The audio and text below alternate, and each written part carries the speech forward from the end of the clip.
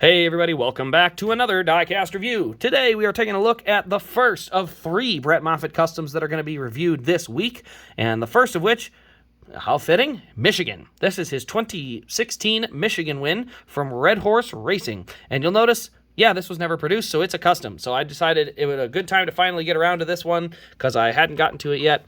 And yeah, definitely a cool one. So we'll get into it. No box. It was made from a custom Brett Moffitt Atlanta win.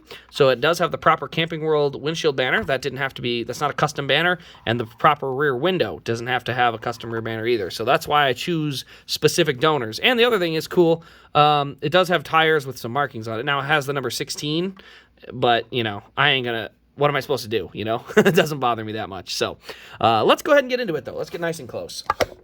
So this is the number 11 Red Horse truck. This truck, if you remember the race, it was Timothy Peters and I want to say William Byron were battling for the lead in this race.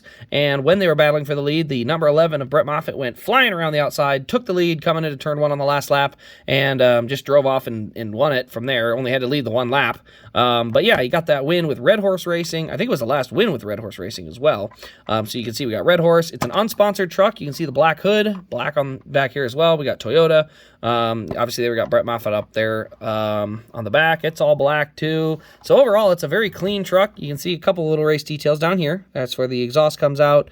We got Sirius XM. But otherwise, it's a very, just a very clean truck. It does have the old grill style. So you see the old Toyota Tundra, a couple of pieces of tape down there, and then a white splitter at the very base.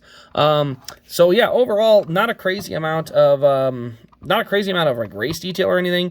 It is definitely a cool one for me because this is obviously one of my favorite drivers' first win. First in all of NASCAR, really. Actually, it's the only series he's won in so far. Hopefully that Xfinity win will be coming. But anyway, so yeah, it's good to see.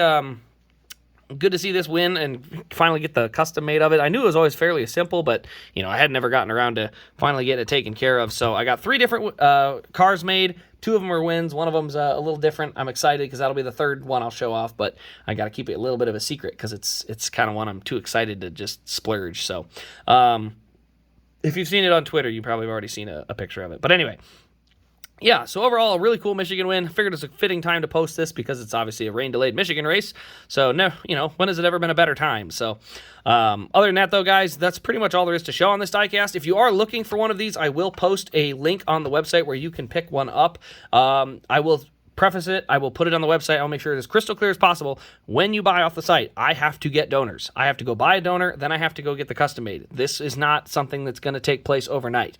So I just want to make sure that's clear because I don't want someone to think that something's going to get done right away. So I just want to make sure, be patient. You want good quality customs, which is a good thing to want. You do have to wait for them. So I just want to make sure that's clear because like these, I had to wait not super long. Honestly, this was really pretty good turnaround, but just in general, be very patient with your custom builders because you want the stuff to look good, you know. And I didn't even mention this. I'm going to go back around to it, but you can see inside the dash there. He goes in when he takes all the body stuff off and he paints it. The shifter knob is silver. The dash has some red knobs on it, silver lining around the gauges, red tape on the steering wheel.